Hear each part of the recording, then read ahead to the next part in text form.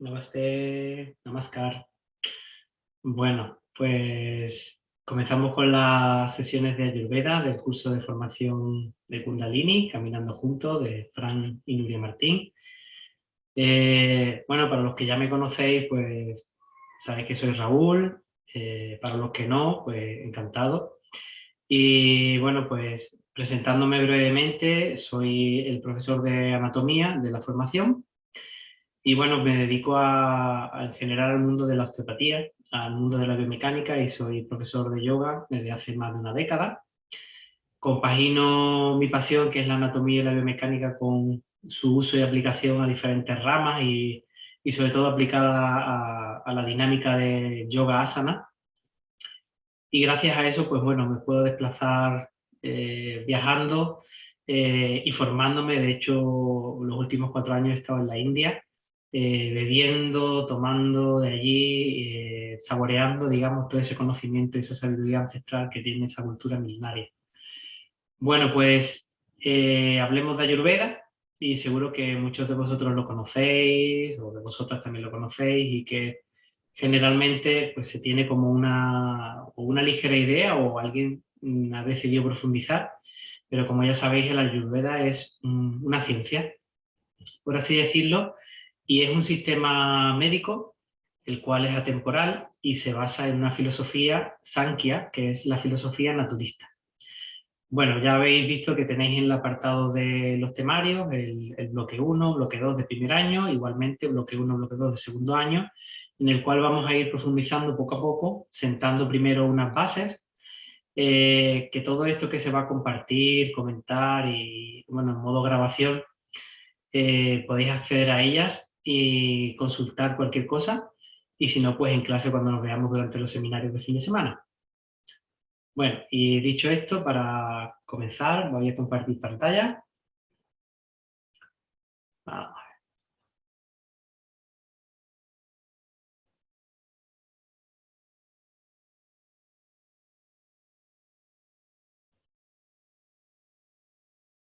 Muy bien, pues aquí estoy en chiquitito. Voy a poner por aquí abajo. Eso. Bueno, como veis el nombre en sánscrito, Ayurveda, viene de 2 raíces, una palabra con 2 terminaciones, ¿no? Y esas 2 raíces significan, bueno, literalmente, ¿no?, la ciencia de la vida. Veda sería conocimiento y Ayur es una de las terminaciones o similitudes de la palabra vida o ciencia, ¿no? Como veis, el Ayurveda tiene sus raíces en algo muy milenario. Y lo curioso de la Ayurveda es que, siendo un sistema médico, es totalmente atemporal, y el cual se basa en esa filosofía tan ancestral, ¿no?, que es el conocimiento en base a la observación, ¿no?, de lo natural, de los ritmos naturales, de lo que te rodea, de la observación, del sentir, del procesar, de integrar, ¿no?, y de cómo poderte conectar a algo divino, ¿no?, a algo que es mucho más grande que tú, ¿no?, el macrocosmos, ¿no?, y cómo ese mismo macrocosmos se representa en tu interior en forma de un microcosmos. Bueno, pues la ciencia de la vida trata de poder solventar en aquellos casos, ¿no?, de poder prevenir la enfermedad, que sería el estado de la no vida, a través de un sistema de diferentes técnicas, ¿no? Técnicas, pues, desde purificaciones a nivel mental, a nivel alimentario, a nivel físico, ¿no?, con trabajo corporal. También un trabajo desde el alimento, ¿no?, que sería la base o el sustento de uno de nuestros 5 cuerpos, ¿no?, el cuerpo físico, la materia de la que estamos hechos, ¿no? Y cómo el alimento puede ser también tu medicina. Vamos a ver también que el objetivo no solamente es tratar la enfermedad, sino prevenirla, ¿no? Entonces también vemos que, aparte de prevenirla, también tiene sus propios protocolos para poder paliar esos síntomas y también, aparte, mejorar, ¿no?, y devolverle la salud al cuerpo físico, ¿no? Al cuerpo físico, al cuerpo energético y al cuerpo mental, ¿no? Bueno, lo gracioso es que este sistema tan antiguo, a día de hoy está muy de moda, ¿verdad? Y está muy de moda y encima ayuda también a tratar problemas de ahora, de la actualidad, ¿no? Y esto es un sistema que tiene más de 5.000 años. En el año 2002 la OMS, la Organización Mundial de la Salud, reconoció este sistema médico igual que la medicina china. Y nos damos cuenta del enfoque de cómo el continente asiático, ¿no? O la cultura asiática, en este caso, ¿no? Contempla más allá, tanto en un sistema filosófico como un sistema médico, contempla no solamente al individuo, al ser humano, como una totalidad y como una unión de todo lo que le rodea también se manifiesta, ¿no? A través del cuerpo. Entonces tiene en cuenta todos esos planos de los que estábamos hablando anteriormente, ¿no? El cuerpo, la mente, el espíritu, la energía, ¿no? La energía con la que se trata el mismo alimento, el ritual o cómo ritualiza o cómo imbuye de energía algo que tú vas a consumir. También tienen en cuenta la energía que te transmite el colorido de algo, el olor a algo, el sabor de algo, ¿no? Se tienen en cuenta porque hay varios principios universales que están en la naturaleza y que se representan de diferentes formas, como atributos, como cualidades, y nos damos cuenta de que todo, absolutamente todo, viene de lo mismo, de la conciencia, ¿no? De la conciencia, de la supraconciencia, por así decirlo, ¿no? Bueno, pues en el año 2002 la Organización Mundial de la Salud reconoció, junto con la medicina tradicional china, al sistema ayurvédico como un sistema médico y en vigor. De hecho, sigue vigente en la India y tú puedes escoger si quieres ir a un tratamiento alopático convencional o quieres ir a tratamiento del médico ayurveda, que en ninguno de los dos casos digamos, se suprime, sino que se complementa, ¿no? Muy bien, pues vamos a ver que el ayurveda o los conocimientos de los textos ayurvédicos datan de hace más de 5.000 años, ¿no? Y que están relacionados con los textos más antiguos. En este caso serían los Vedas. Como ya veis de ahí, el nombre viene de Veda, ¿no? Veda, conocimiento.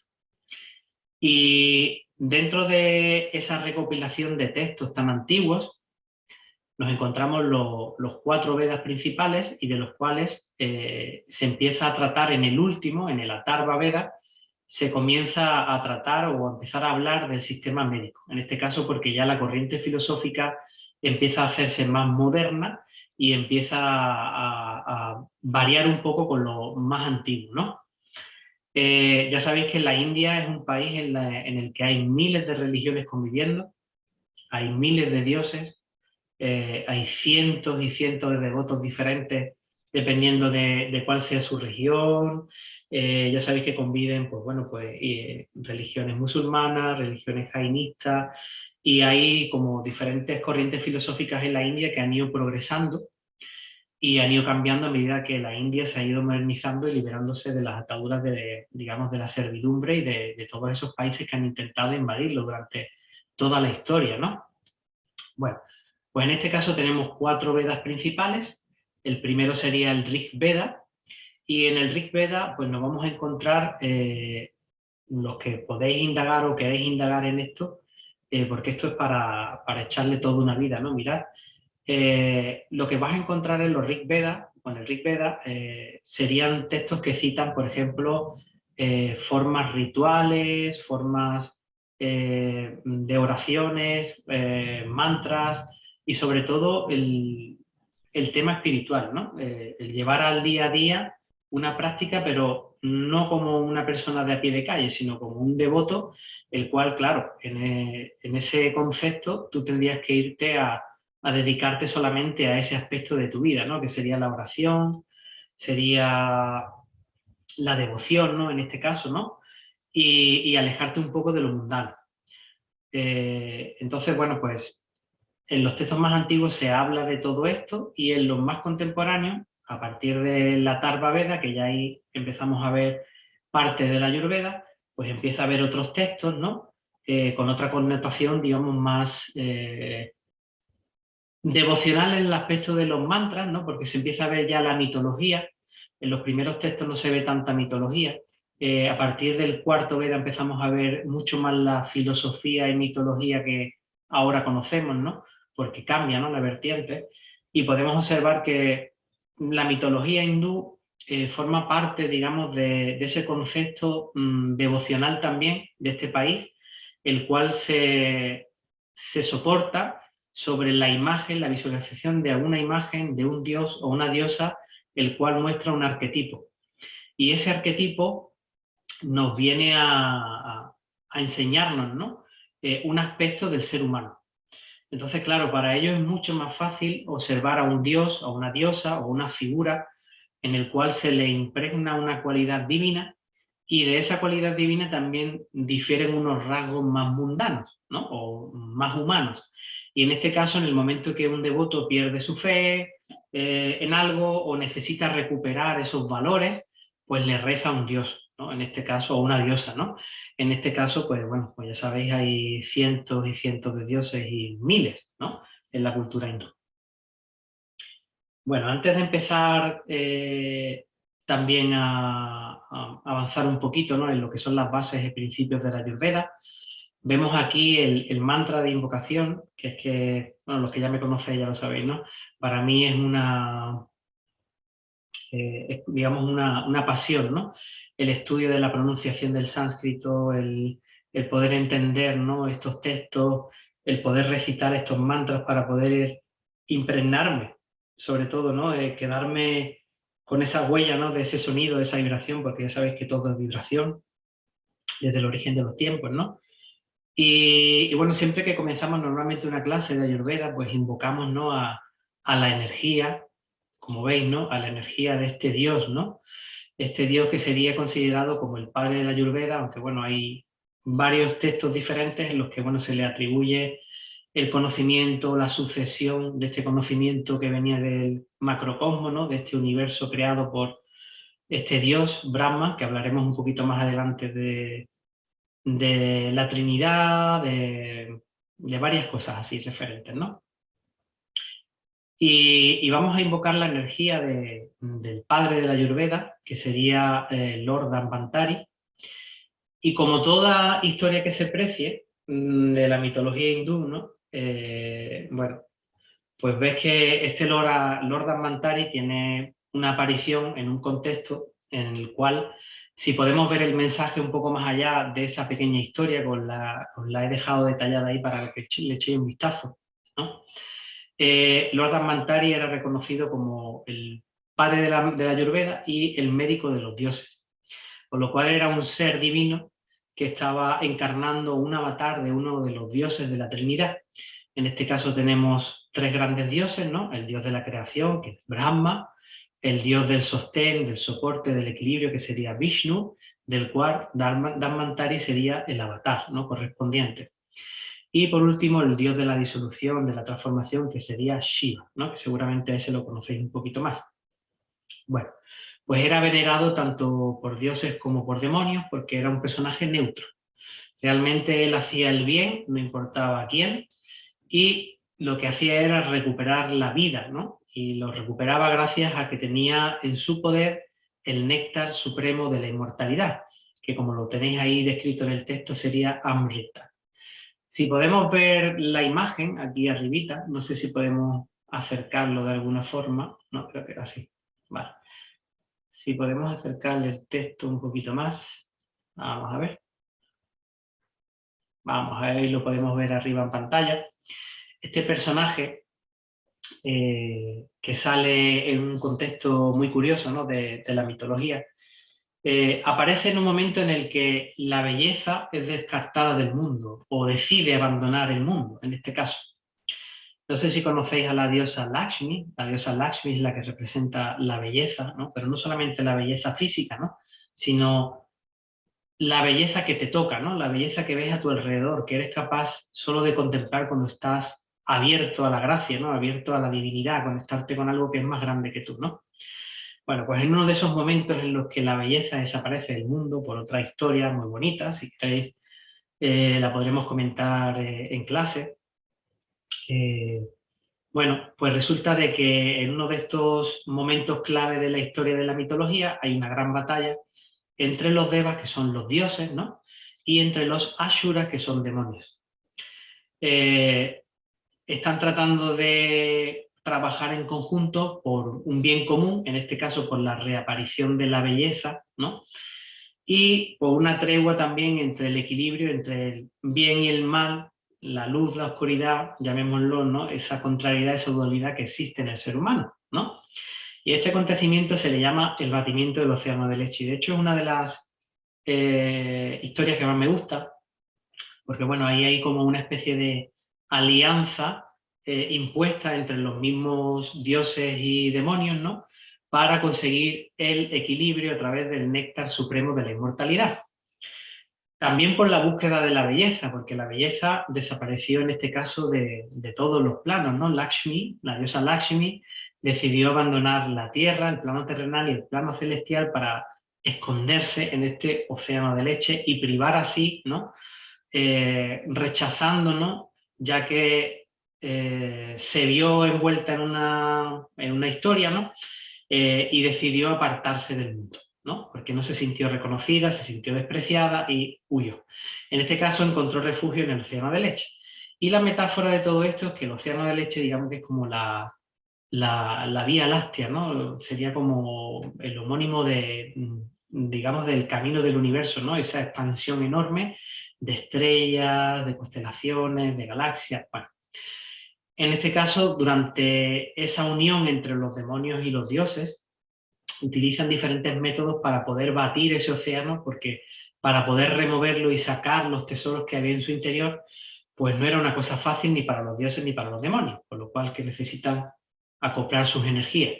En este caso, cortan un trozo del pico más grande de los Himalayas, ¿no? Que es la montaña Mandara, que digamos que es la montaña donde viven los dioses, ¿no?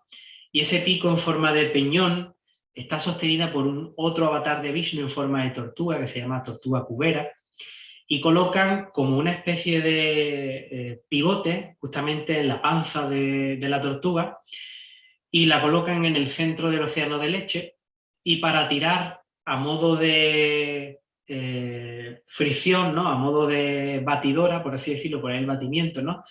Escogen a una de las grandes serpientes, a una de las grandes nagas. Naga significa serpiente que está unida al agua, la serpiente primigenia de la cual Vishnu tiene, digamos, su apoyo en la creación del universo, ¿no? Porque es la que se recuesta, sobre la que se recuesta él, la serpiente de 1000 cabezas, ¿no? Y esa energía de la serpiente, pues bueno, está en uno de sus descendientes, que es Vasuki, y los dioses y los demonios la utilizan a modo de cordel, ¿no? En lo cual la serpiente se enrosca y les da un extremo a los demonios y un extremo a los dioses. En este caso, pues empiezan a tirar compaginadamente unos de un lado y otros de otro, haciendo que la montaña gire sobre su eje mismo, haciendo una rotación para que el océano empiece a batirse. Si vamos más allá un poquito de esa historia y podemos observar la metáfora, observamos por un lado la luz, el bien, el mal, la luz, la oscuridad, el puente que existe, ¿no? Que sería ese hilo conductor, ¿no? Ese puente que existe entre los dos mundos, y ese punto fijo que sería nuestro cuerpo físico, esa columna, ¿no? Que sostiene ese movimiento, ¿no? Y con lo cual, si nos podemos observar, podríamos ver que es una metáfora sobre la mente. Es una de ellas, ¿no? Dentro de nuestra mente pasan todos esos sucesos, ¿no? Ese bien, ese mal, esa luz, esa oscuridad, nuestros pensamientos negativos, nuestros pensamientos positivos, los cuales se ponen de acuerdo por un fin común. Y esto me recuerda mucho, yo para mí a nivel personalmente, me recuerda mucho a la meditación. Cuando uno empieza a meditar, ¿no? Y empieza a tratar de poner en orden esos pensamientos, ¿no? Es como esa pequeña unión que se hace casi forzada al principio, ¿no? Entre esos pensamientos positivos y negativos que te hacen adentrarte en algo más grande que uno mismo, ¿no? Y que cuando uno se encuentra a solas con sus pensamientos, pues bueno, pues es complicado, ¿no? Empiezan a aparecer sensaciones desagradables o sensaciones positivas a las cuales nos podemos apegar, en fin, ¿no? Y bueno, pues la historia trata de revelarnos un poco eso. En el momento que empiezan a girar, empieza el océano a moverse, empiezan a salir objetos, ¿no? Y eso lo llevo yo al plano de los pensamientos y de las emociones, ¿no? Para mí, por ejemplo, los aspectos positivos o las sensaciones agradables serían los tesoros que empiezan a emerger del océano del Este, que son las perlas, los rubíes, el árbol de los frutos infinitos, el elefante de las 4 cabezas, después que sirve de montura a Indra, ¿no? El rey de los cielos, el caballo de las 4 cabezas, en fin. Y de ellos también surge Lakshmi. Lakshmi sería el mayor regalo, el mayor tesoro que sale de ahí, ¿no? Y luego, por otro lado, también surge el veneno. En uno de esos movimientos surge el veneno y claro, los dioses llaman a Lord Shiva y le piden su ayuda y su consejo porque es el dios, digamos, que es un poco que mantiene el equilibrio entre la transformación, la vida y la muerte, ¿no? Y la disolución.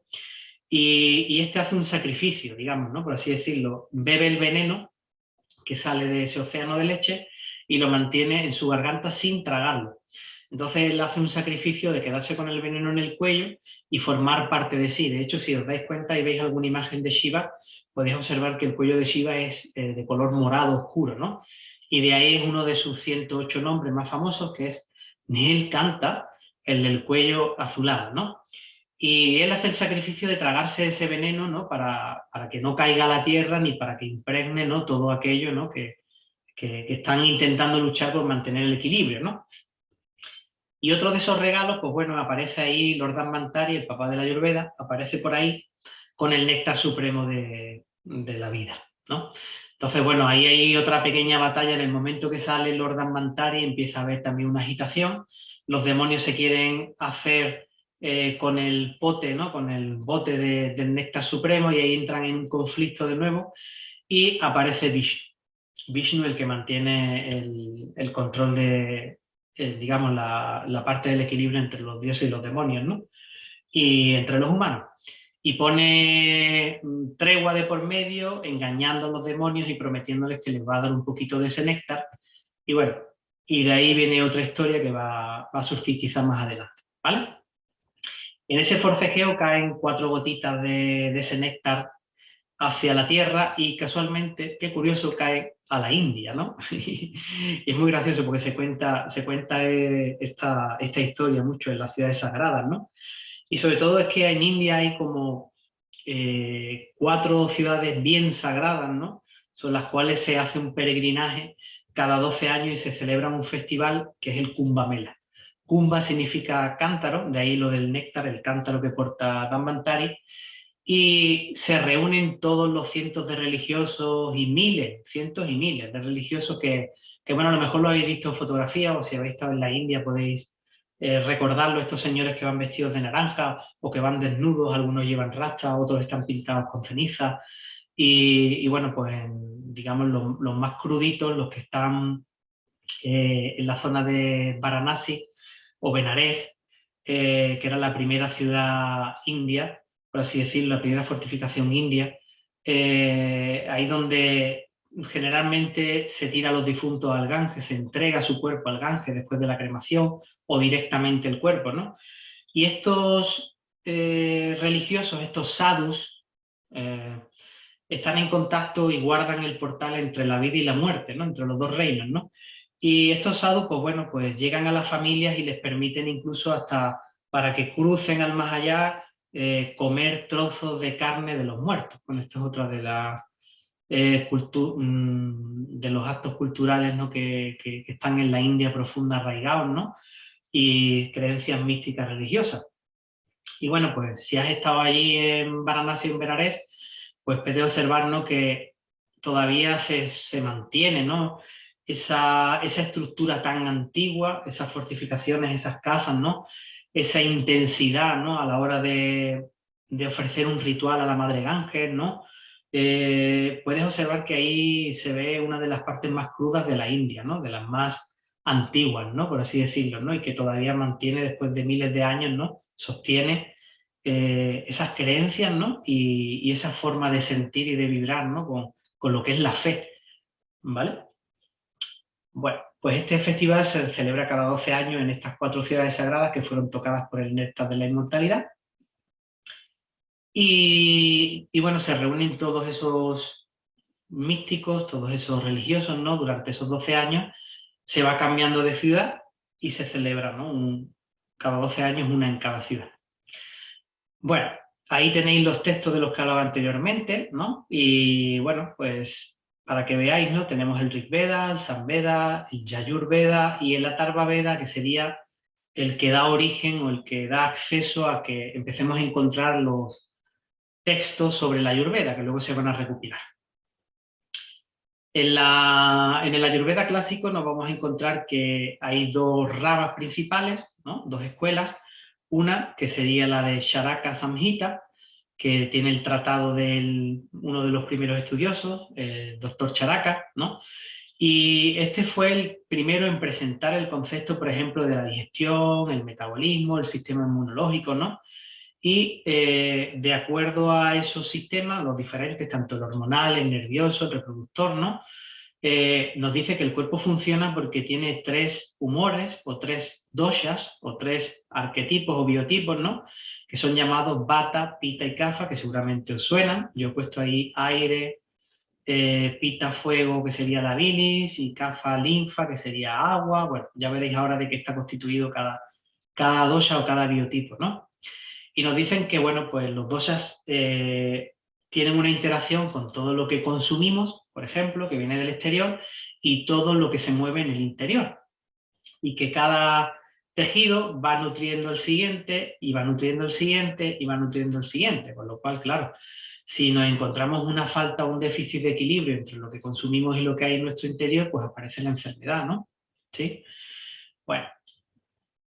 Luego después tenemos la segunda escuela, que sería la escuela de Sushruta.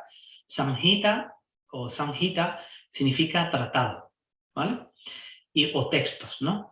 Y la segunda escuela, está atribuida al médico Sushruta. Este médico, digamos que está más enfocado en el campo de la cirugía y la anatomía que el otro médico anterior, que estaba más enfocado en la dinámica de la energía, en cómo nos conectamos a la energía universal y de dónde proviene, ¿no? Esa fuente de la que nos estamos nutriendo y de la que formamos parte, ¿no? De esa purusha, ¿no? De ese purusha, de esa conciencia universal, ¿no? Del cual estamos todos hechos de lo mismo y que los 5 elementos que vais a ver un poquito más adelante, los 5 panchas mahabhutas, forman parte de la naturaleza, forman parte de ti, está en tu interior y se puede reflejar cómo esos 5 elementos interactúan, ¿no? Tanto con lo que hay fuera como lo que hay dentro, esa conexión entre macrocosmos y microcosmos. El médico Sushruta es como muy meticuloso a la hora de presentar una descripción sobre catalogar, como veis ahí, como 1120 enfermedades que aquejan, por ejemplo, a personas, otras animales, ¿no? Y 700 plantas medicinales con los que preparar compuestos, 57 preparados de origen animal, 64 de origen mineral, ¿no? Y todos esos preparados influyen en un proceso de curación, por así decirlo, ¿no? Y cómo interactúan entre sí y para qué tipo de biotipo, por ejemplo, es más determinante que utilices esta combinación y esta, ¿vale? Es como muy meticuloso sus rutas.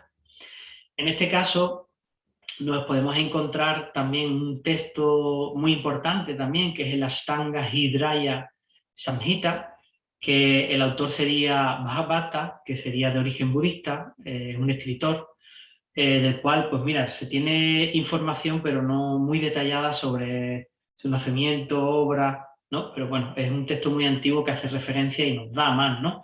Sobre todo para los médicos ayurveda que están en el sur de la India, la zona de Kerala, Varkala, ¿no?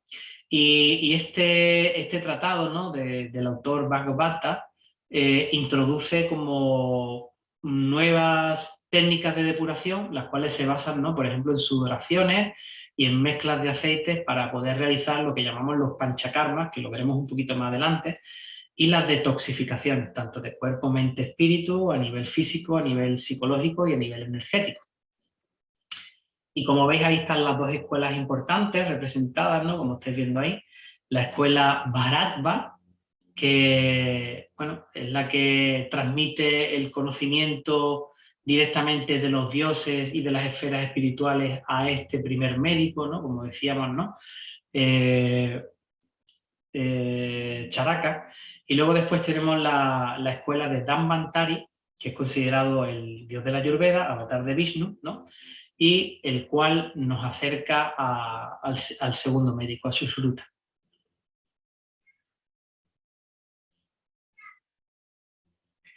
Como veis también hay un poquito de la historia sobre los diferentes personajes que hemos visto, ¿no? A Charaka y sus rutas. Y lo curioso de Charaka lo quería citar aquí, porque me parece muy curioso que este señor fuera transmitiendo oralmente todo ese conocimiento a través de la India, ¿no? Cruzando, como es un país, un continente súper grande, ¿no? Y que lo hizo completamente andando, recorriendo montones de regiones, montones de estados, ¿no? Y dando a conocer todo ese conocimiento y aprendiendo también de la cultura de las diferentes Indias, por así decirlo, ¿no? Porque podía observar que según las religiones, ¿no? También tienen sus propios como métodos, ¿no? De, de incorporar la observación de la naturaleza, integrar lo que les venía, ¿no? A través de ese conocimiento, de esa sabiduría del macrocosmos, ¿no? Que es lo que llamamos nosotros la intuición, ¿no? O ese conocimiento. Y este señor fue indagando, conociendo, compartiendo, pero también a su vez, ¿no? Dando todo ese conocimiento el cual había recibido, ¿no? A través de esa transmisión oral, ¿no? Bueno, pues para tener en claro cuál sería la causa de todas las enfermedades, ¿no? Cómo tienen el concepto los ayurvedas, ¿no? Los médicos ayurvedas, es que se encuentra principalmente en la violación de las leyes de la naturaleza. ¿Cuántas veces no nos hemos visto o no nos hemos dicho alguna vez o hemos visto a alguien que ha comentado, ¿no? Que nos sentimos desconectados, ¿no? ¿Desconectados de qué? Desconectados pues de lo natural, de tu propio ritmo, ¿no? De no pararte a escuchar, de comer cuando tienes hambre, de dormir cuando tienes sueño, de no descansar en X momentos, de no escuchar, por así decirlo, ¿no? Y ese no escuchar viola, por así decirlo, las leyes de la naturaleza, los biorritmos, cómo funciona tu cuerpo, cómo reacciona ante X cosas, ¿no? Y saber también soltar y no imponerte por unos prejuicios sociales o morales, ¿no? Aquellas cosas que no te hacen bien, ¿no? Claro, pero es muy difícil cuando estás metido en una sociedad, en este caso, como es la que vivimos actualmente, ¿no? Y cómo podemos sobrellevar esa desconexión. Generalmente la gente que participa en este tipo de formaciones o decide encaminarse, ¿no? En este sendero tan hermoso que lo llamo yo camino de vida, ¿no? Como es el yoga, eh, pues nos damos cuenta de que hay algo que no cuadra y que generalmente el yoga puede llegar a ti pues de muchas formas, porque de repente estés de moda y en el gimnasio de tu casa hayan puesto yoga y hayas probado una clase y de repente te hayas visto que hay algo más que lo que ves diariamente, empiezas a sentir cosas diferentes, empiezas a percibir diferentes sensaciones, empiezas a amigarte con X situaciones diferentes de tu vida, empiezas a observar todo desde otro punto de vista, ¿no? Porque el yoga no solamente, ¿no? Ya sabes que no son posturas, sino son también como unas apreciaciones sobre cómo podrías integrar valores sobre todo, ¿no? Empatía, amor, la no violencia, el no juicio, el liberarte de esas ataduras mundanas, por así decirlo, ¿no? Pero también se trata de vivir con ellas cuando ya conoces todo esto e integrarlas poco a poco en tu vida. Porque generalmente los cambios al ser humano le asustan o les cuesta. Entonces, lo que más me gusta de Ayurveda y lo que me lo hace más cercano es que puedes integrar esos pequeños cambios, siempre hay opciones, eh, y te da opciones para que tú puedas integrar esos pequeños cambios poco a poco en tu vida, sin tener que estresarte, ¿vale? Entonces, bueno, pues la base de esta filosofía radica en el entendimiento, en la aceptación, la observación, la experimentación y sobre todo la lógica, porque la Ayurveda es muy de lógica, muy de lógica. La filosofía Sankhya, que es la filosofía en la cual se fundamentan los conceptos básicos de la Ayurveda, también tiene como un espacio en todas las doctrinas que hay en las corrientes filosóficas del hinduismo, ¿no? De hecho, se le atribuye a que el sabio Kapila, ¿no? El rishi sabio, desarrolló esta filosofía o esta darsana, este camino de filosofía, que es la filosofía naturista, porque percibió los principios o elementos del universo.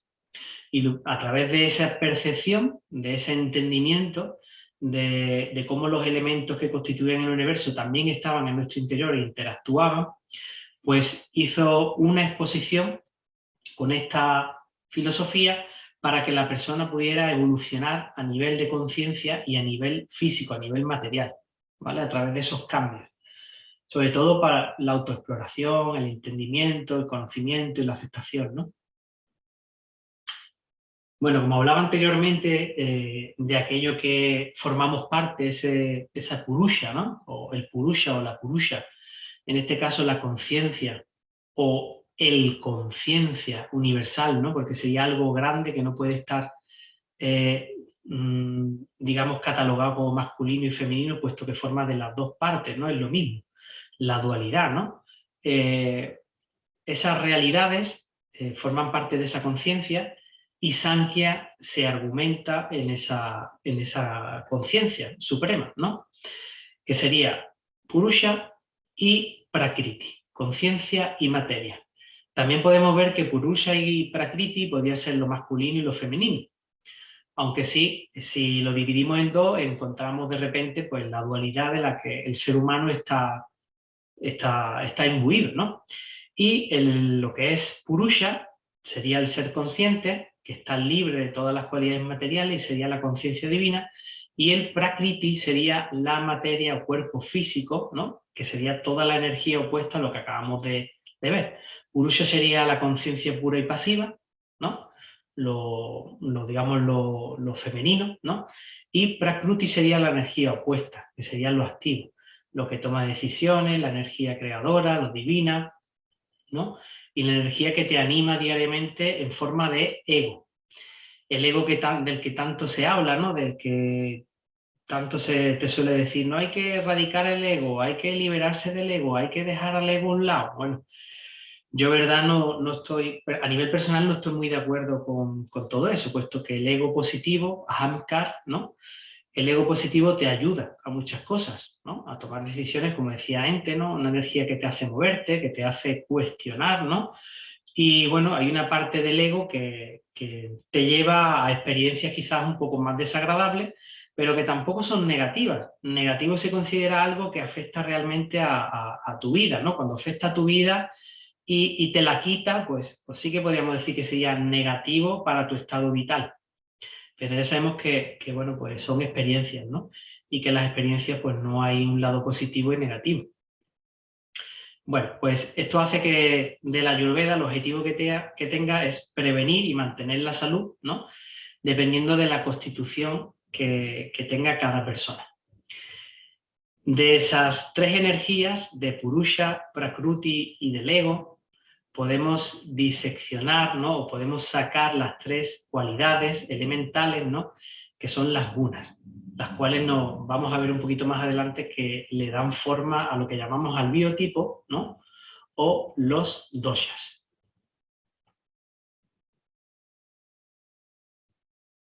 Aquí tenéis los principios de Sankhya, que serían, digamos, los pilares, ¿no? de la filosofía, ¿no? En qué se basa esa filosofía, y tenéis como tal, desde lo más denso a lo más sutil también, y viendo los diferentes planos. Por ejemplo, Prakriti sería la materia, en lo cual nos vemos constituidos. Mahat sería el intelecto cósmico, ¿no?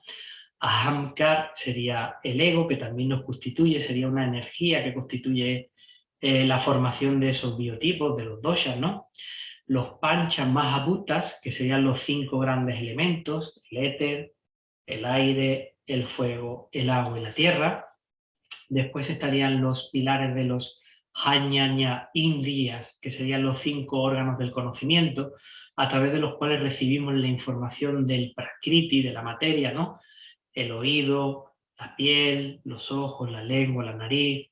Los Karma Indriyas, que serían los 5 órganos de la acción, la boca, con los cuales nos comunicamos, las manos, nos expresamos, los pies, avanzamos, nos expresamos a través de su movimiento, ¿no? En conjunto con los otros 2 órganos anteriores. Los órganos reproductores, que nos dan la posibilidad de conectar con esas dos energías y crear la vida, una nueva vida, y los órganos excretores que nos ayudan a eliminar, ¿no?, todo ese movimiento energético que se produce en el cuerpo de la interacción de ese macrocosmos y ese microcosmos. Luego después tenemos los támatras o los yamendriyas, que serían los órganos sutiles, el oído, el tacto, la vista, el gusto y el olfato. Y por último, el último pilar o el último principio de Sankhya sería tener en cuenta a manas como concepto de mente. Mana significa mente, pero ya sabéis que la mente es tan amplia que, por ejemplo, en sánscrito, mente como tal, pues la verdad es que ponerle palabras a algo tan amplio, algo tan infinito, ¿no? Dependiendo en qué contexto se use mente, pues cambia la palabra. Por ejemplo, mana sería como la mente mental, la cual está como compuesta del pensamiento, el razonamiento, ¿no? Y chitta sería, por ejemplo, un concepto de mente que sería más abstracto, ¿vale? Sería como más amplio todavía, ¿vale? Luego tenemos una frase muy bonita que según el Ayurveda es muy sencilla de entender. ¿Y por qué me gusta ponerla aquí al principio? Porque realmente siempre digo una cosa. Cuando te pierdes en el Ayurveda, porque el Ayurveda no es fácil porque tiene muchas palabras sánscritas que a veces pues, no suenan a chino o a sánscrito, ¿no?, evidentemente, el concepto es sencillo cuando aplicas la lógica. Entonces siempre les digo a las personas que intentan o se pierden en alguna parte del camino es, ve al principio. En Ayurveda al principio, ¿qué decíamos? Bueno, pues el tratado explica esto proviene de aquí, esto proviene de allí y esto proviene de aquí.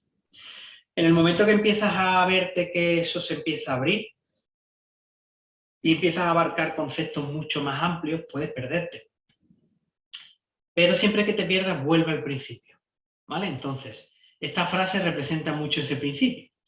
Sama dosha, sama agni, sama dhatu, mala kriya, prasannhatma, indriya manas basta.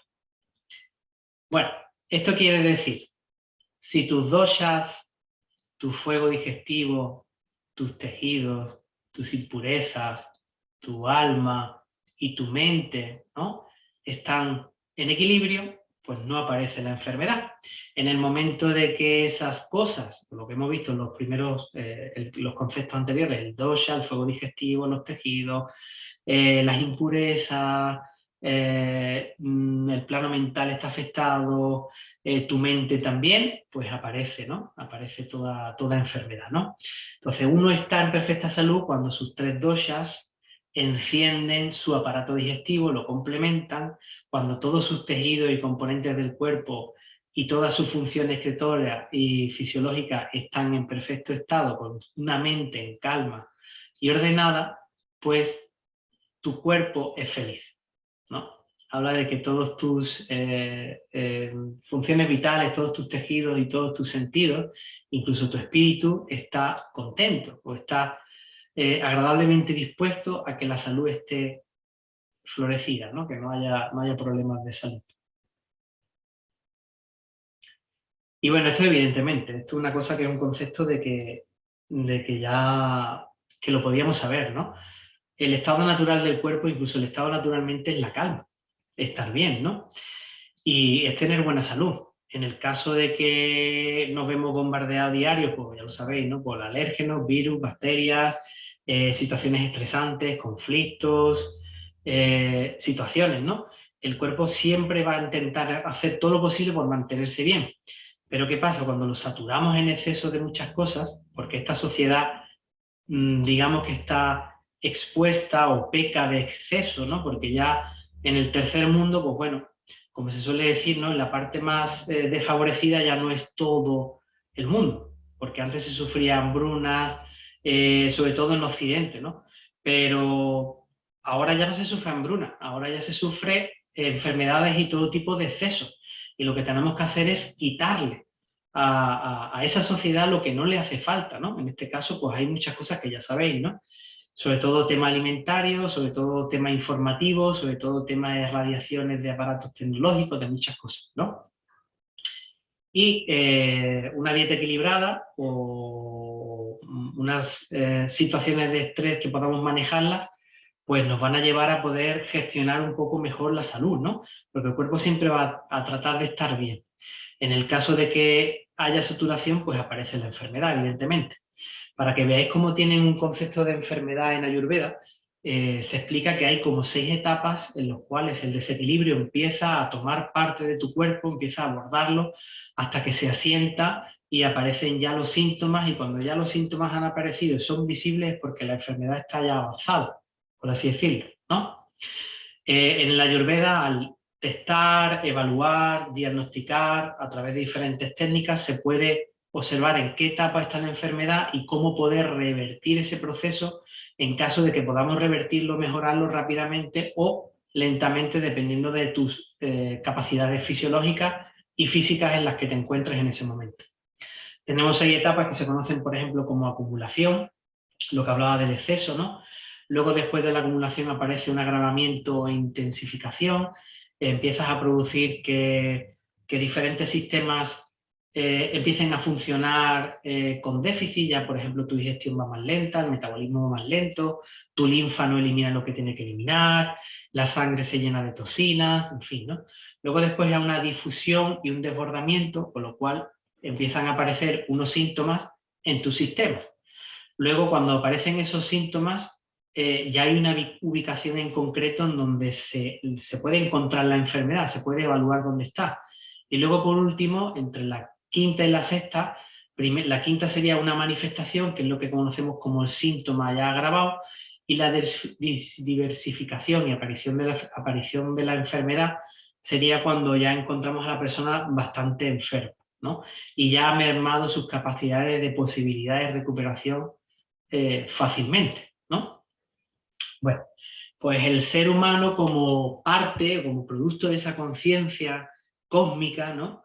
O prakruti, también vemos que está hecho de los mismos elementos y de las energías que existen en el universo, según la filosofía Sankhya. Y como cada persona ya sabéis que es única, como también se puede demostrar en su ADN, pues no podemos tratar a todo el mundo igual, exactamente, no podemos preparar como algo generalizado. Es verdad que para ciertas cosas podemos hacer un planteamiento generalizado, pero personalizado en ciertos puntos, evidentemente.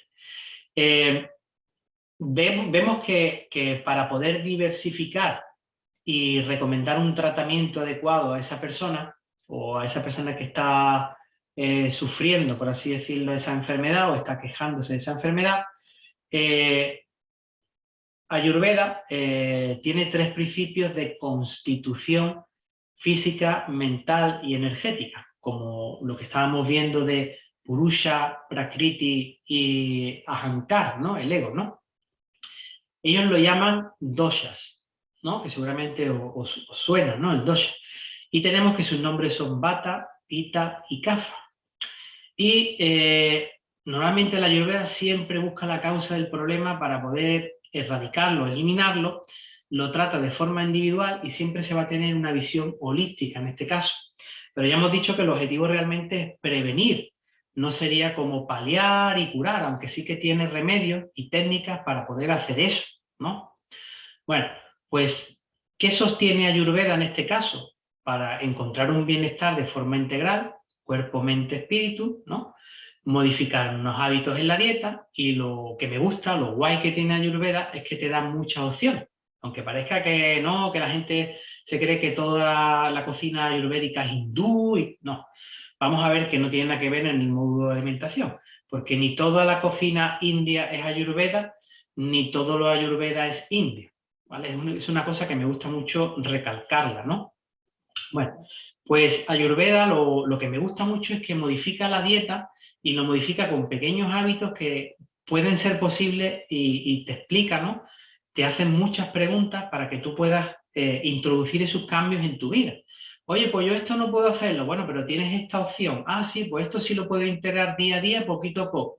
Estos pequeños cambios durante este tiempo, esta modificación de tal, y ves que te lo hace fácil para que puedas ajustarlo a tu vida, ¿no?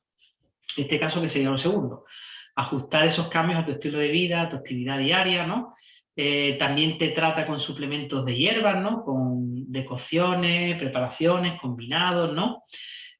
También se incluye rutina física, ¿no? A través del yoga, de las asanas, ¿no? Hábitos respiratorios o cambios de hábitos respiratorios, el control de la respiración, que ya sabéis que donde no hay oxígeno aparece la enfermedad. Y el pranayama, ya sabéis que son técnicas en las cuales podemos aumentar la captación de oxígeno, ¿no? Y poder hacer que el cuerpo se reequilibre y detoxifique. También con técnicas de meditación, porque no solamente estamos detoxificando el cuerpo, sino también estamos detoxificando la mente. También tiene otra serie de técnicas que son a través de técnicas manuales de masaje, ¿no? Sobre los puntos marma o los chamanas chikitsa, que son técnicas suaves, ¿no? En los cuales, pues bueno, se utilizan diferentes tipos de aceite, tratamientos manuales de diferente profundidad, ¿no? Y lo más profundo, por así decirlo, la detoxificación y limpieza más profunda sería el panchakarma, como último, ¿vale?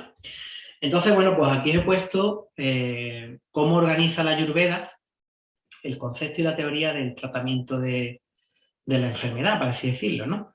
Bueno, pues esto sería lo que tenemos que tener como base, ¿vale?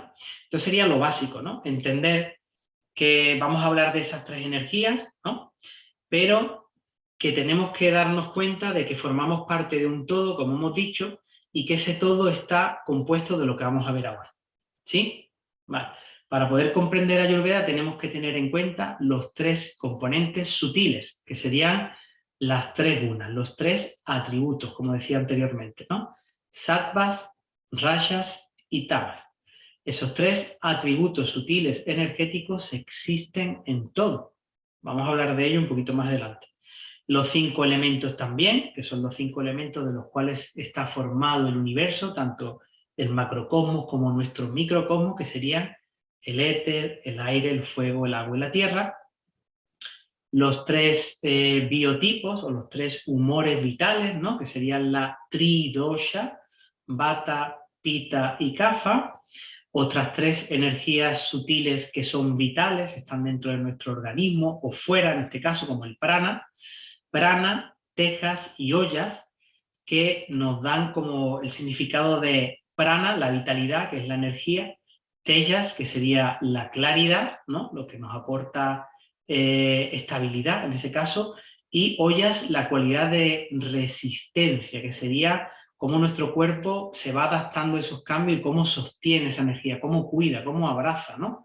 a ese estado de salud, sí o sí, cómo se resiste a entrar en la enfermedad, ¿no? Luego después una cosa importante que sería el fuego digestivo, que está denominado como Agni. Si queréis, bueno, pues en alguna de las clases que estemos en física, si alguien quiere comentar algo al respecto, pues hablaremos también de los 13 Agnis, que son importantes, pero bueno, nos quedamos con la palabra Agni, como ese fuego digestivo, ese calor que le da fuerza a nuestro metabolismo. Si nuestro metabolismo, ese fuego interno se apaga, pues malas digestiones, los procesos metabólicos se caen, empieza a acumularse toxina, empieza a crear disfunciones en el funcionamiento de las demás células, de los tejidos, etcétera, etcétera, etcétera. Entonces, si nuestro fuego digestivo es débil, pues también como que al final todo se viene abajo, ¿no? Y en este caso, pues hay crillas, no sé si recuerdo en Kundalini también, pero en Hatha Yoga sí hay crillas para liberar y potenciar ese movimiento en el fuego digestivo. Luego también tenemos los 7 tejidos o los 7 datus, de los que está formado en este caso nuestro cuerpo, ¿no? Nuestra materia, que de ellos entrarían pues el plasma, la sangre, nuestros músculos, la grasa que está en todas las articulaciones, en ese espacio, creando ese espacio, el tejido medular, el sistema nervioso, ¿no? El semen y los ovarios, que serían las semillas, las simientes de esa energía, de ese Shiva Shakti, esas dos energías que dan origen a la siguiente vida, en este caso, ¿no? También tener en cuenta las 3 secreciones o malas, las cuales son necesarias para poder eliminar las toxinas que se acumulan fruto del metabolismo, ¿no? que es normal. Tu cuerpo genera un desgaste, ¿no? Y ese desgaste se ve desechado, tú asimilas la energía, la utilizas con un propósito, haces que todo funcione y luego después, claro, fruto de ese desgaste, se forman las sustancias de desecho que tienes que eliminar. En este caso, a través de las heces, la orina y el sudor. Otro de los componentes serían los 5 koshas, ¿no? Los 5 envoltorios que le dan forma al ser, ¿no? En este caso el cuerpo físico, el cuerpo energético, el cuerpo mental, el cuerpo intelectual, ¿no?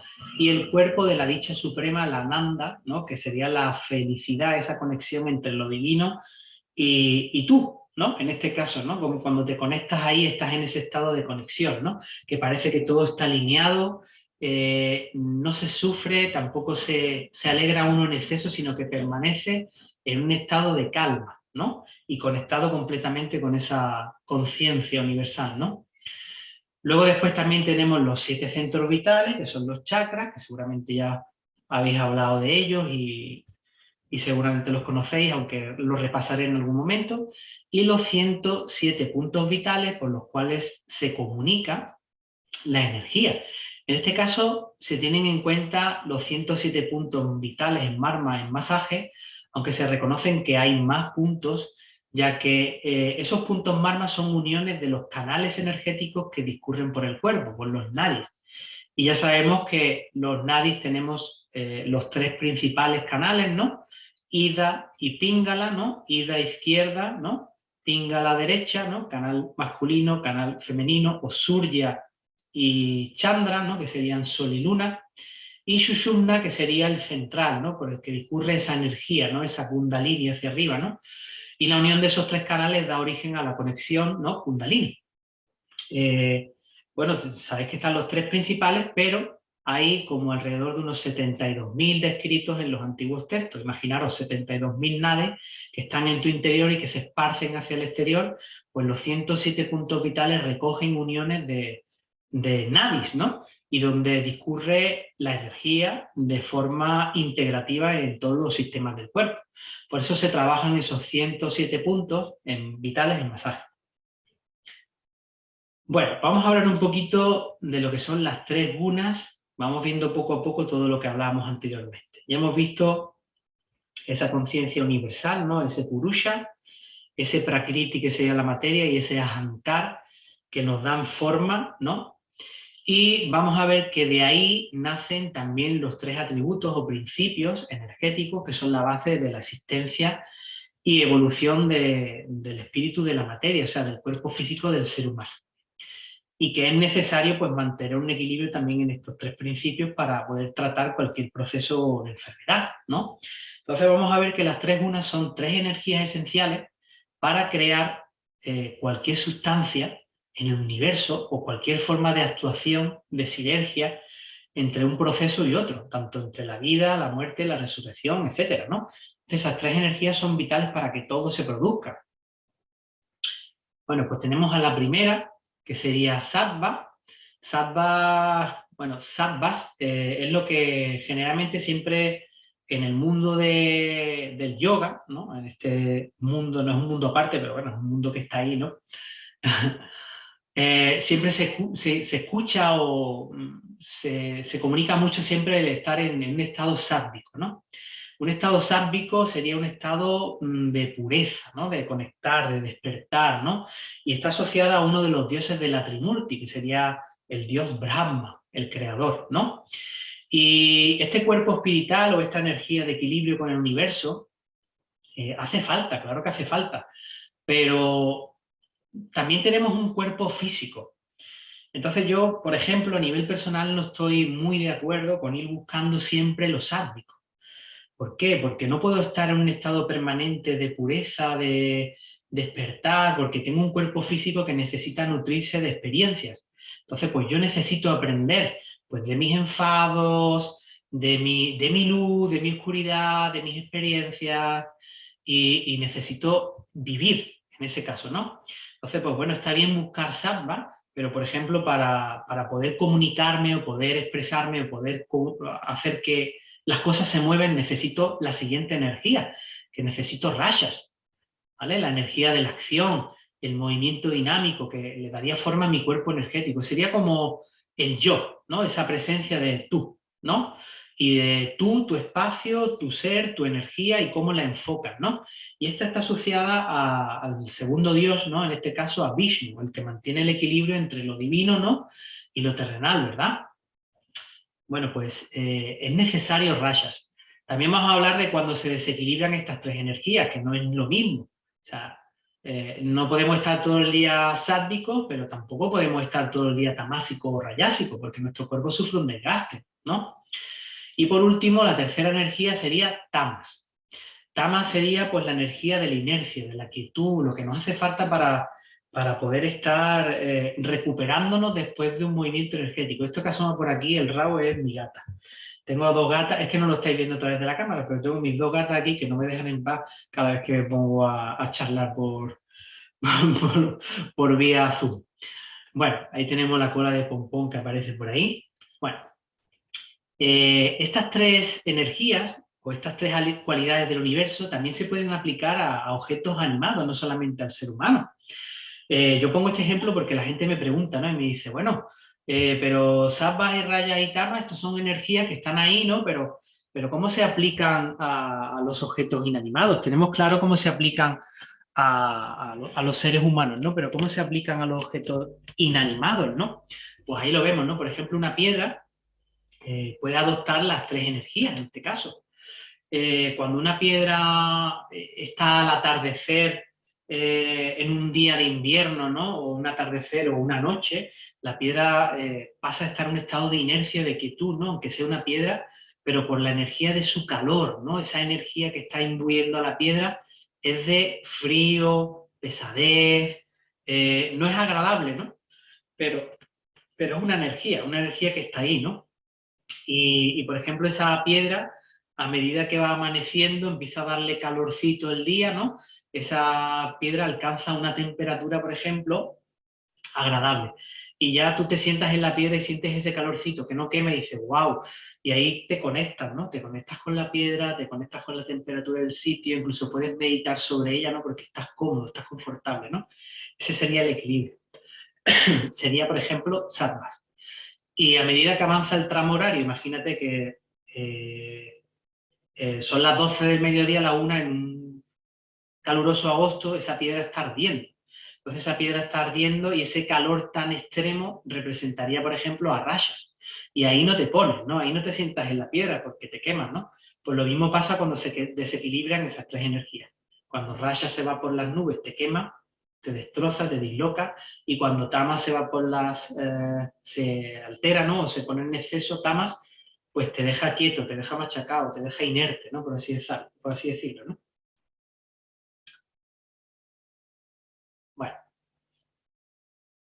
ahí tenéis explicado un poquito lo que comentaba, ¿no?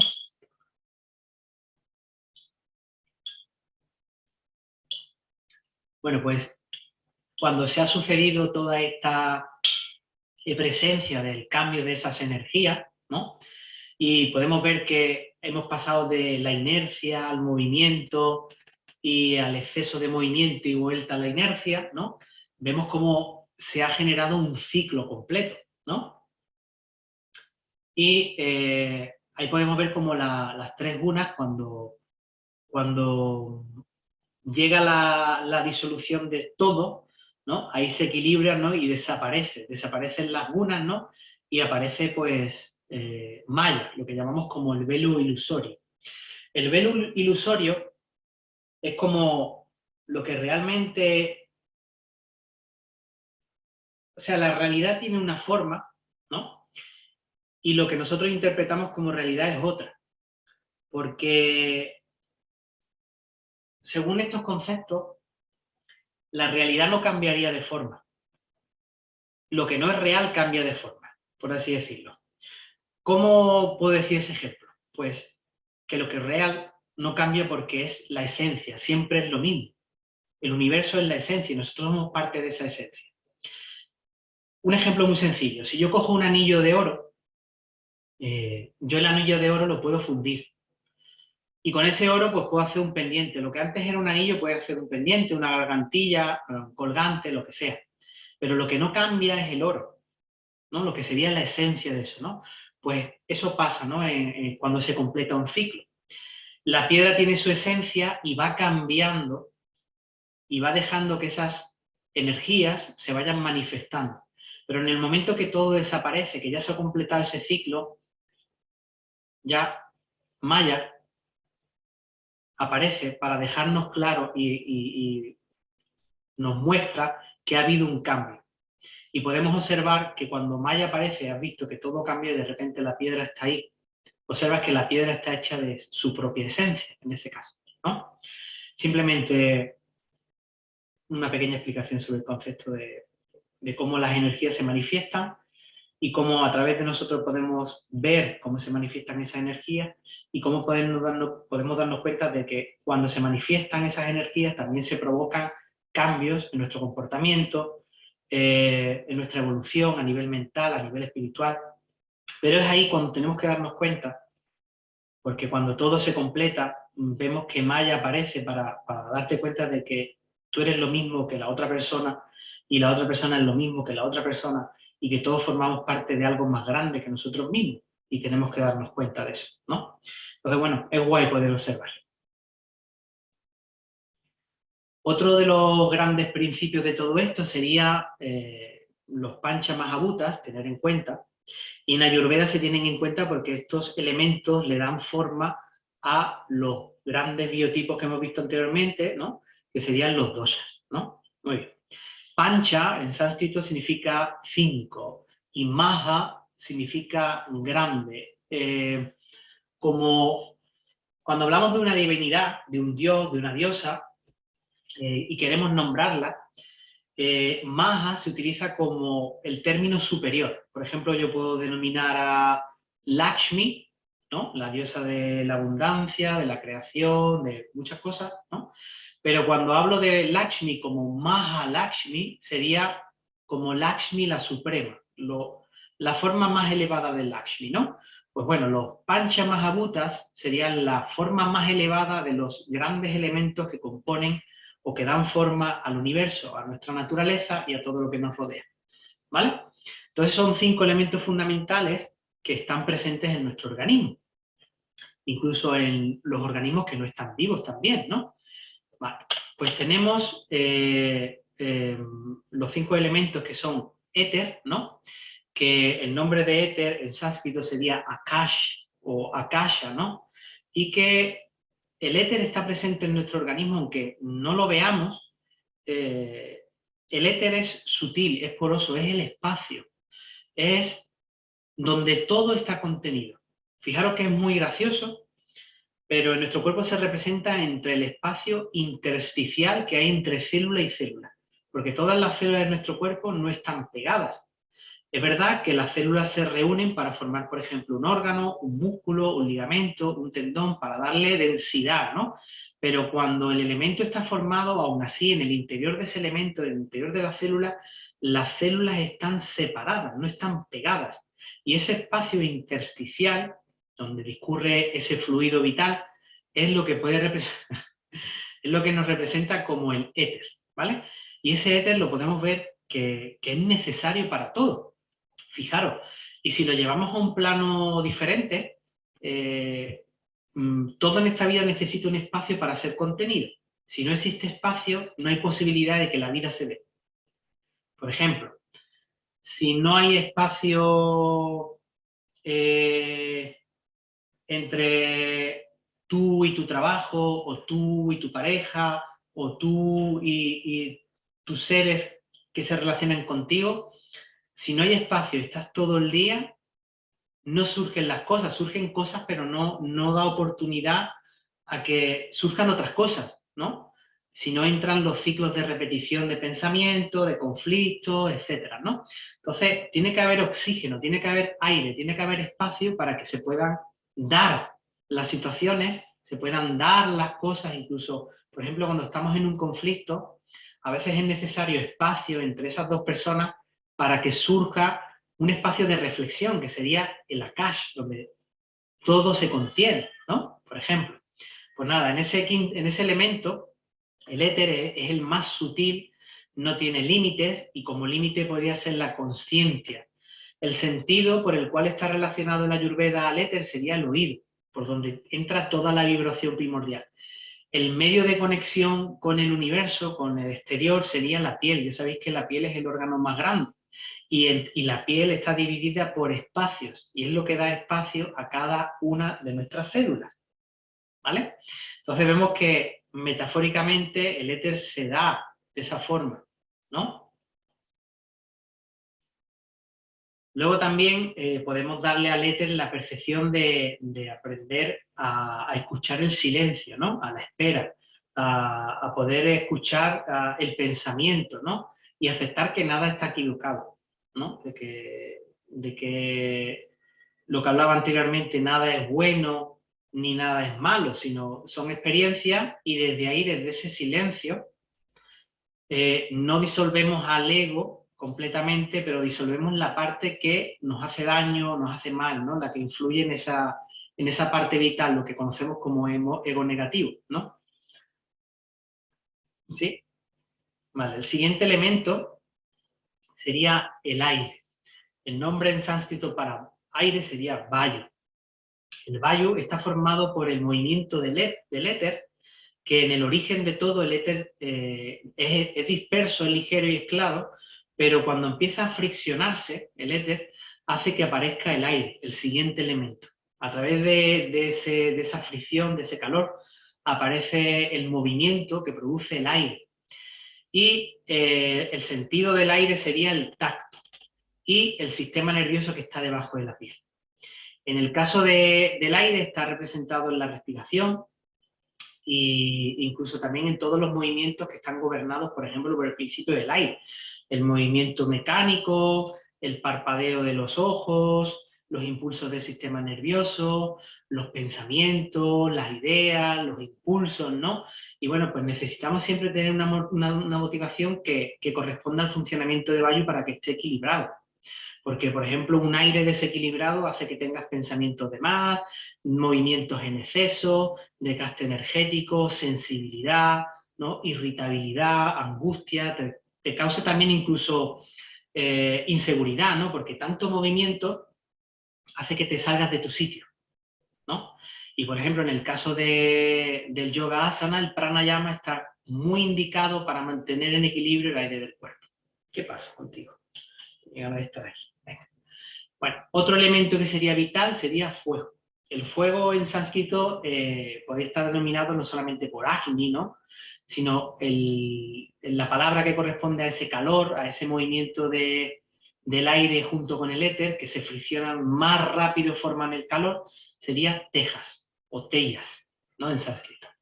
Tella sería como la fuerza que nos da el impulso para transformar las cosas, ¿no? El impulso también del movimiento, pero direccionado, ¿no? El fuego es seco, otorga calor, otorga luz y actúa, en este caso representado, como el metabolismo en nuestro organismo.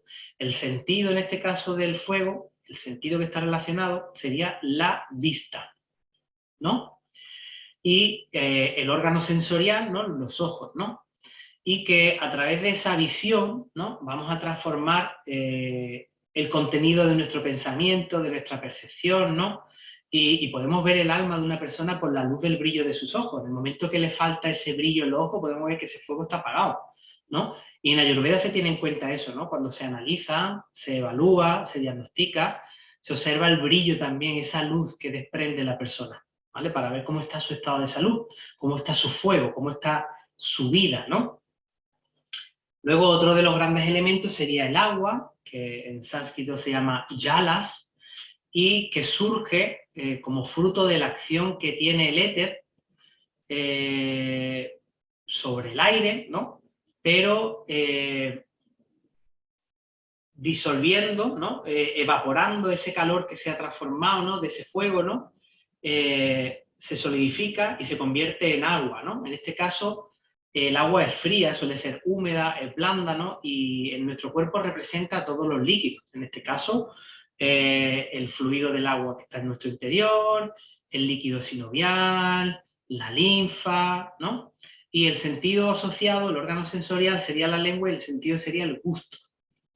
Normalmente en la mente, en el cuerpo mental, se manifiesta como los sentimientos de compasión, de fe, de amor y devoción, que es uno de los que trabajamos, ¿no? Cuando estamos en nuestras prácticas de meditación o nuestras prácticas en las crillas, ¿no? Podemos ver cómo el agua que está en nuestro interior se mueve, se agita, y es lo que produce el cambio de las emociones, ¿verdad? Y nuestra mente se produce como sentimientos, ¿no? Pues cuando estamos trabajando disolución de ego, erradicar el ego, estamos moviendo un montón de cosas, ¿no? En otras crillas diferentes, estamos trabajando mucho con el elemento agua, ¿no? Para lo que hablamos mucho, ¿no? Dejar fluir, dejarse llevar, aceptar, comprender, dejar que salgan a flote. Son términos, son palabras que utilizamos mucho, pero no nos damos cuenta que están asociadas como el elemento agua, ¿no? Salir a flote, fluir, tanto como el agua como el aire, ¿no? Con el viento. En fin, ¿veis, no? Como podemos asociar un poquito las palabras a los elementos que están en nuestro interior. Y luego, por último, tenemos a Prithvi, que sería la tierra. La tierra que nos aporta estabilidad, la tierra es pesada, la tierra es dura, y es cuando ese agua, ¿no? Está condensada, ¿no? Está evaporada, ¿no? Y se le da forma a través del fuego que conecta con el éter. Y ese éter proporciona ese espacio para que todo se solidifique y aparezca la materia. Por ejemplo, la materia en nuestro cuerpo está representada por nuestro cuerpo, evidentemente, ¿no? Por todas las estructuras, como los huesos, cartílagos, uñas, pelo, piel, ¿no? Y todo ello está compuesto por el elemento tierra. Luego después, el órgano sensorial sería la nariz y el sentido al que está asociado el olfato, el sentido que está asociado a la tierra sería el olfato. En este caso, en la mente, en el cuerpo mental, la tierra se manifiesta como sentimiento de seguridad, de concreción, de estar firme, de ser estable, de tener aplomo, ¿no? De tener esa presencia, ¿no? Ante cualquier inconveniente que esté relacionado pues, con la filosofía de la tierra, ¿no? Entonces, bueno, cuando nos encontramos ante una situación de conflicto, pues el elemento tierra nos hace enraizarnos para no salirnos de nuestro centro y poder evaluar la situación desde lejos, ¿no? De poder visualizar ese conflicto y poder actuar con aplomo, ¿no? Con certeza, con seguridad, con sostén, con presencia sobre todo, ¿no? Bueno, pues de estos grandes elementos surgen los tres biotipos principales, los tres humores, ¿no? O la tridosha. En este caso, el éter, cuando se combina con el aire, da origen a vata. De la combinación entre el fuego y el agua nace pita, y de la combinación del agua y la tierra nace kapha. ¿Vale? Bueno, pues esas tres energías, que se conocen como vata, pita y kapha, pues forman parte de nuestra constitución, ¿no? Y de nuestra individualidad. Y esas tres energías están en todos. Y cada persona, pues, normalmente tiene su propio equilibrio de esas tres energías. En algunas, más de una o una suele ser predominante, e incluso en otras personas, pues hay una mezcla de dos o más, o incluso hasta predominan las tres. Generalmente este biotipo viene dado por cómo estaban tus padres o cómo estaban sus biotipos en el momento de la concepción. Y hacen que tu constitución sea única, como tu firma, como tu ADN, ¿no? Bueno, pues entonces tienes esa constitución llamada Prakruti o Prakriti, ¿no? Que es la constitución de nacimiento. Y bueno, no es solamente la herencia genética, sino también el resultado del karma que traemos y de nuestro dharma, nuestra misión de vida que venimos a ofrecer aquí, ¿no? Y entonces eso está relacionado también con nuestro campo mental y nuestro campo emocional. Luego después existe otro concepto que sería Vikruti o Vikriti, que sería el estado en el que te encuentras actualmente. O sea, repaso, tenemos la constitución natal, pero hay otra constitución que surge o se representa por una suma de desequilibrios, ¿no? Y que da origen a tu estado actual. O sea, que dependiendo de cómo te hayas alimentado, dependiendo de cómo te hayas relacionado, dependiendo de lo que haya en tu medio ambiente, en tu ecosistema con el que te impregnes, ¿no? Relaciones, estilo de vida, si haces ejercicio, no haces ejercicio, todo ello produce una alteración de esa, de esa constitución original, que era el Prakruti, y que te da origen a tu estado actual, que sería el Vikruti, ¿vale?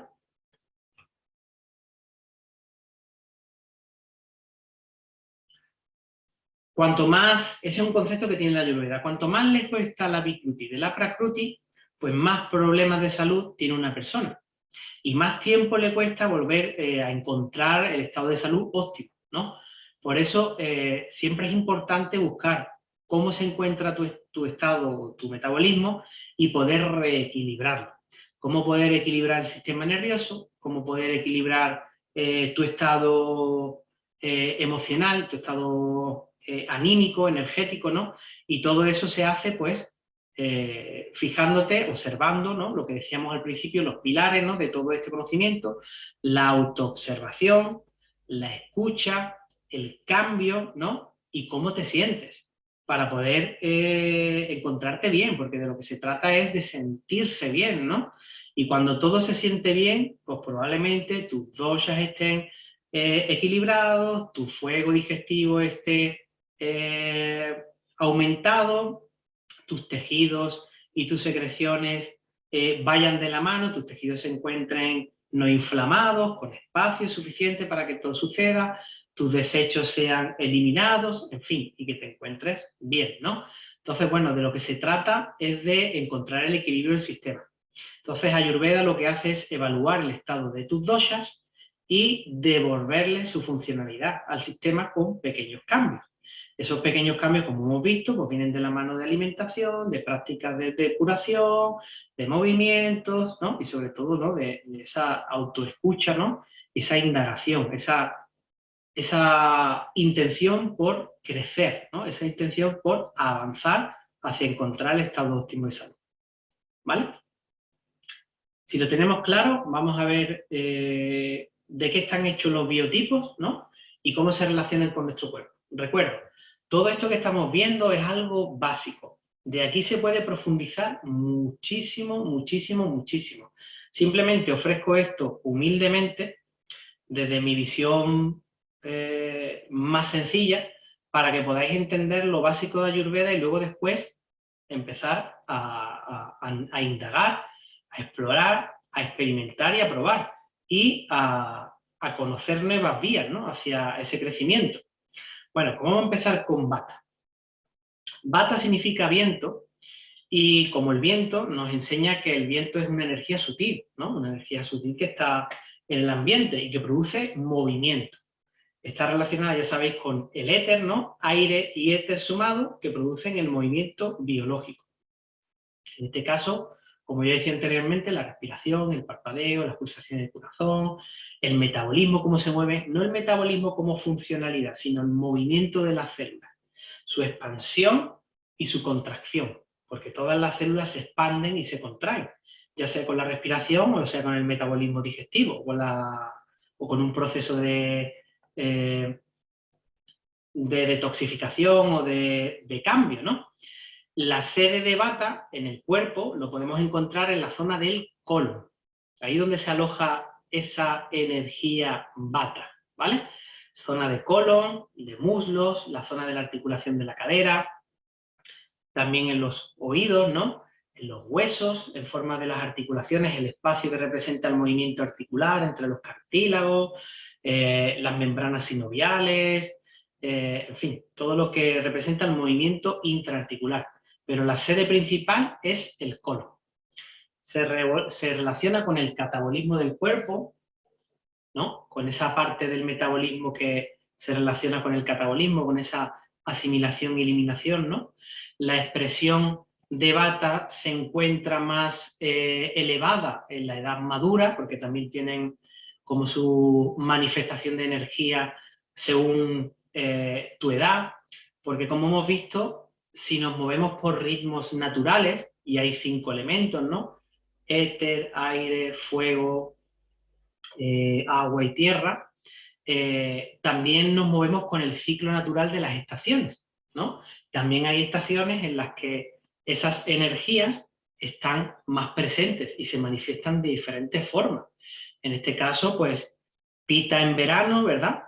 ¿No? Y sucesivamente, pues, Kapha y Vata se van a manifestar en principios de estaciones, cambios de temperatura, ciclos naturales, el día y la noche, por ejemplo, ¿no? Entonces, bueno, en situación con las personas, generalmente esto a nivel común, a nivel general, cuando avanzas en la edad madura hay más presencia de Vata en tus tres biotipos, ¿no? Es cuando alcanzas, ¿no?, esa presencia de Vata mucho más activa en tus tres doshas, ¿no?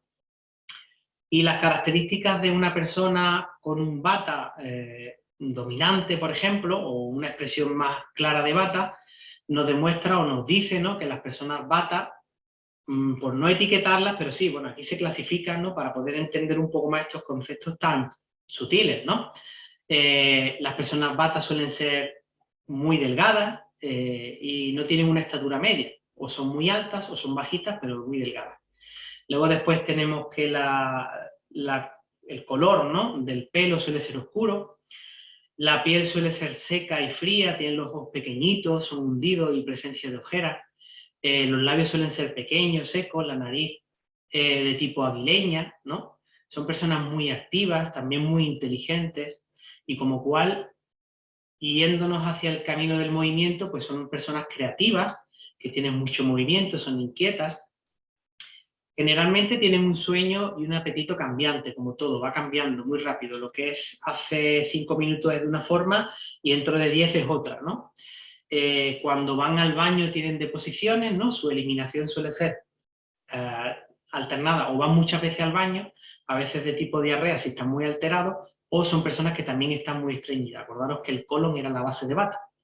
Cambian de humor fácilmente, presentan tendencia a padecer ansiedad, temor. Como ya de por sí tienen mucho cambio, mucho movimiento, toleran mal los cambios. Y eso les hace ser un poco no flexibles. O sea, necesitan que todo sea estable porque si hay más cambios de los que ya tienen, pues ya los sacas de sitio, ¿no? Y ante el desequilibrio, pues suele actuar, ¿no?, con irritación. Tienen buena memoria a corto plazo y suelen tener intolerancia al fuerte viento, evidentemente, pues porque ya son aire de por sí, ¿no? Ya tiene mucha presencia de aire. Entonces, bueno, pues la presencia de Vata, pues Vata aumentado, pues lo echa para atrás también, ¿no?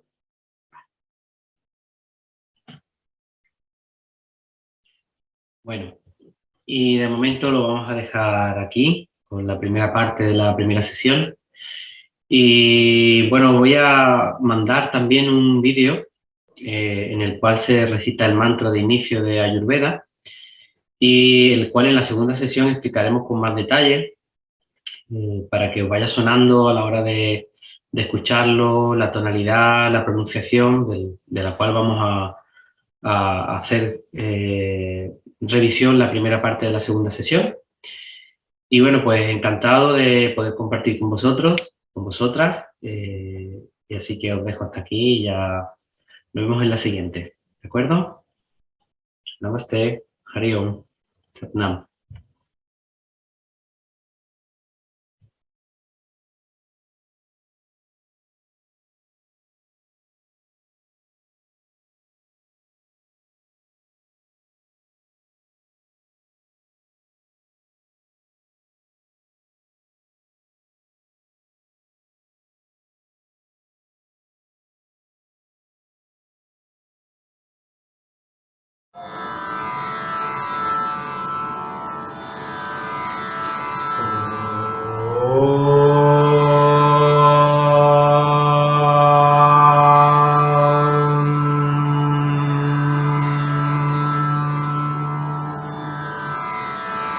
Namami Dhambantari Adidevan